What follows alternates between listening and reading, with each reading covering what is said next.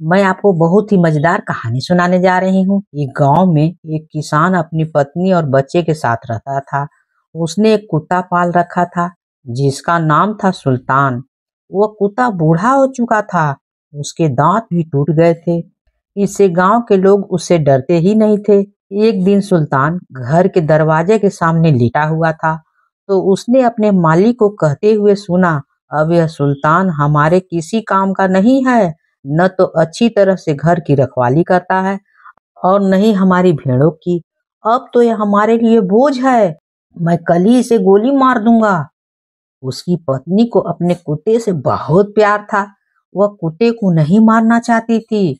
इसलिए वह अपने पति से बोली, इस सुल्तान ने इतने वर्षों तक हमारे घर और खेतों की रखवाली की है, क्या हम इसे इसकी सेवा का यही इनाम देंगे? बताइए।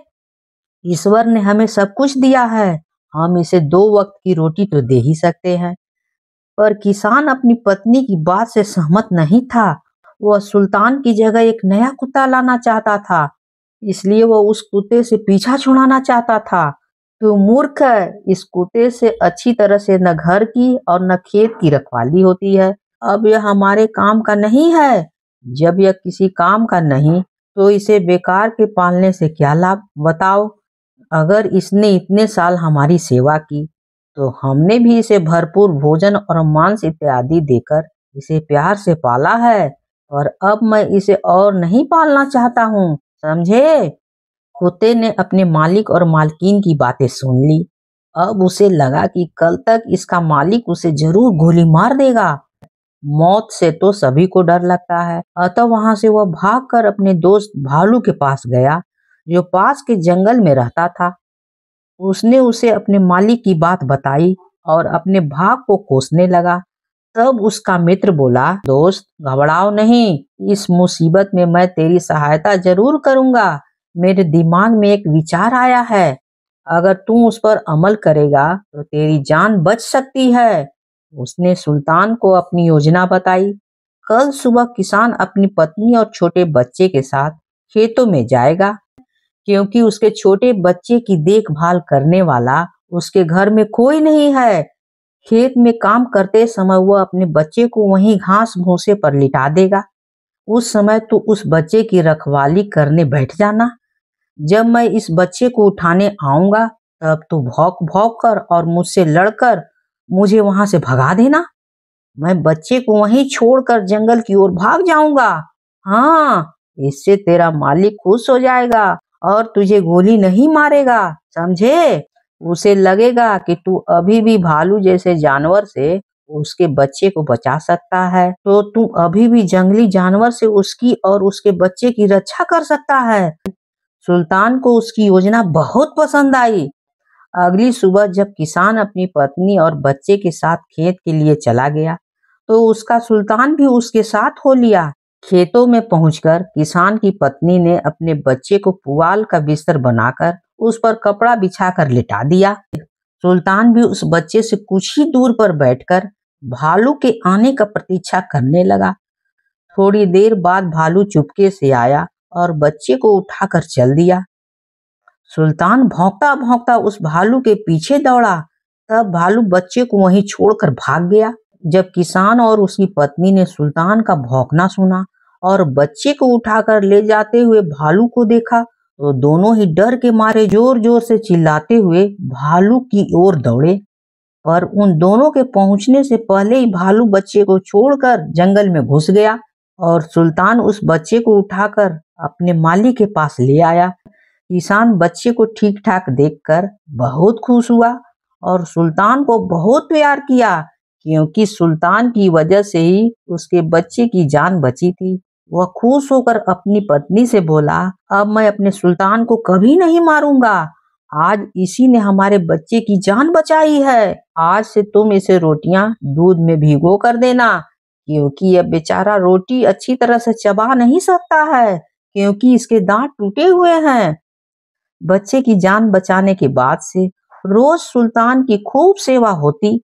अब किसान ने भी कभी भी उसे गोली मारने की बात नहीं कही। सुल्तान की जिंदगी आराम से गुजरने लगी। एक दिन सुल्तान रात के समय घर के आगे बैठकर रखवाली कर रहा था। तभी उसका दोस्त भालू उसके पास पहुंचा और बोला, मेरे मित्र, आजकल कई दिनों से मुझे कोई अच्छा शिकार हाथ नहीं लगा है। हाँ, क्या मैं तुम्हारे मालिक की एक तगड़ी सी भेड़ को उठा कर ले जाऊं? मैंने उस मुसीबत में तुम्हारी सहायता की थी, बताओ। अब मेरी मुसीबत में तुम मेरी सहायता करो।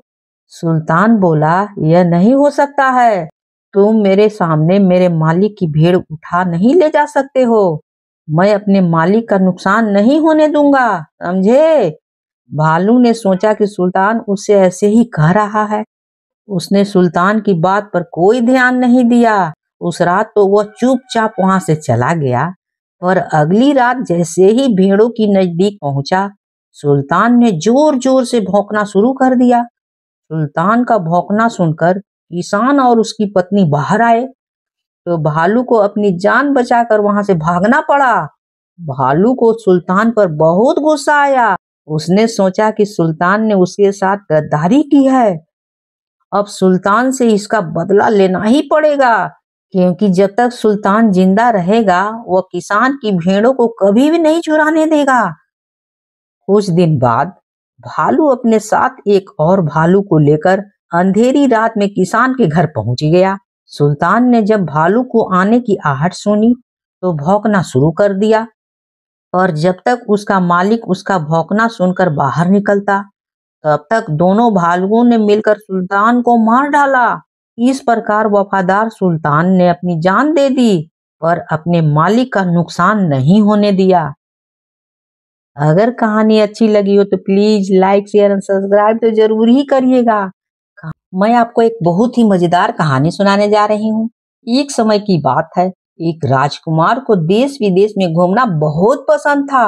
एक दिन उसने अपना एक विश्वसनीय सेवक अपने साथ लिया और अपने राज से चल दिया। वे दोनों चलते चलते एक घने जंगल में पहुंच गए। काफी देर तक चलने पर भी उन्हें उस जंगल के बाहर निकलने का रास्ता ही नहीं मिल रहा था। धीरे धीरे अंधेरा होने लगा, पर उन्हें रात बिताने के लिए वहां कोई घर भी नहीं दिखाई दिया। थोड़ी दूर और चलने पर पानी भरकर ले जाती हुई एक सुंदर सी लड़की उन्हें मिली। राजकुमार को कुछ राहत मिली। अपना घोड़ा उस लड़की के सामने रोककर उसने पूछा, क्या मैं और मेरा सेवक एक रात आपके घर में गुजारा कर सकते हैं? लड़की ने बड़ी मायूसियत से जवाब दिया, हाँ, आप लोग यहाँ रात गुजार सकते हैं, पर मैं आपको इसकी सलाह नहीं दूंगी कि आप इस घर के अंदर जाएं। राजकुमार ने पूछा, ऐसी कौन सी बात है जो आप मुझे इस घर में जाने से रोक रही हैं? लड़की ने एक गहरी सांस ली और बोली, मेरी सौतेली माँ रात में कुछ जादू का काम करती रहती हैं। उसे यह पसंद नहीं है कि कोई अजनबी रात्रि के समय उसके घर में आए। इसके बाद राजकुमार को लगा कि वह सचमुच में एक जादूगरनी के घर पहुंच गया है। पर रात के अंधेरे में उस घने जंगल में किसी और जगह ठहरना भी खतरे से खाली नहीं था। अतः उसने सोचा कि अगर मैं जंगल से बाहर रहूंगा तो मरने का डर है, और अगर इस लड़की के घर में रहूंगा तो मौत का डर है। तो क्यों न मैं यहीं पर रात गुजारूं। जब राजकुमार ने उस लड़की के घर में ही रात गुजारने की विनती की, तो उस लड़की ने उसे चेतावनी दी कि उसकी माँ का दिया हुआ न खाना खाए और न ही कुछ पिए। रात में केवल सोकर ही वह सेवक के साथ तड़के ही यहाँ से निकल जाए। राजकुमार उस लड़की की बात पर राजी हो गया। जैसे ही राजकुमार और उसका सेवक उस छोटे से अंधेरे घर में घुसे, उन्हें एक कोने में आग जलती हुई दिखाई दी।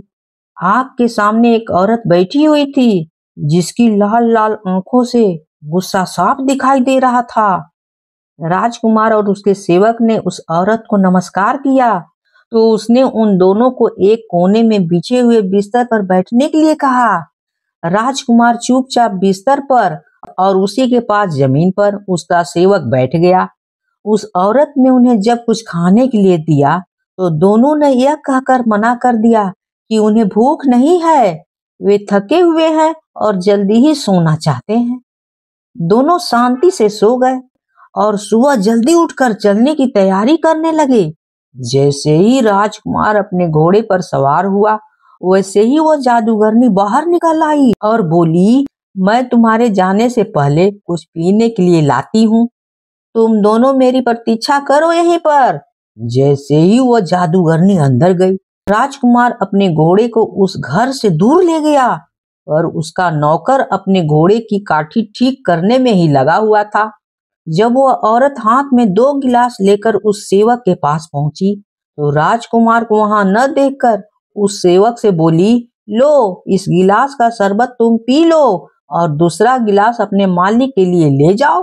जैसे ही सेवक ने दोनों गिलास पकड़ना चाहा, वैसे ही घोड़े ने हिनहिनाना शुरू कर दिया। अतः दोनों गिलास छूटकर उसी घोड़े पर गिर गए और देखते ही देखते घोड़ा वहीं पर मर गया। सेवक यह सब कुछ देखकर बहुत डर गया और अपने मालिक के पास दौड़कर गया।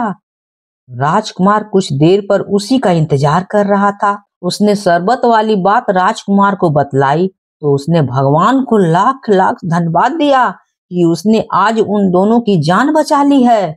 और राजकुमार का सेवक अपने घोड़े की काठी को छोड़कर नहीं जाना चाहता था, क्योंकि अगर दूसरा घोड़ा भी वह ले तो ऐसी काठी उन्हें नहीं मिल सकती।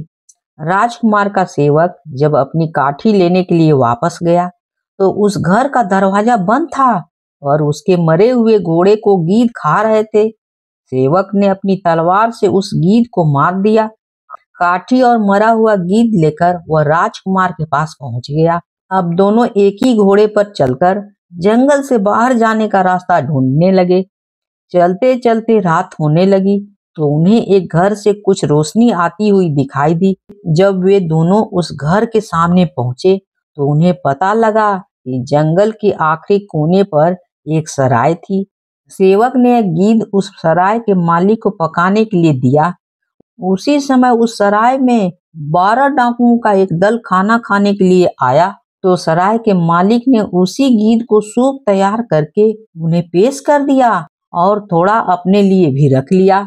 डाकुओं ने जैसे ही यह सूप पिया, सभी वहीं पर लुढ़क गए और रसोई में सराय का मालिक भी लुढ़क गया।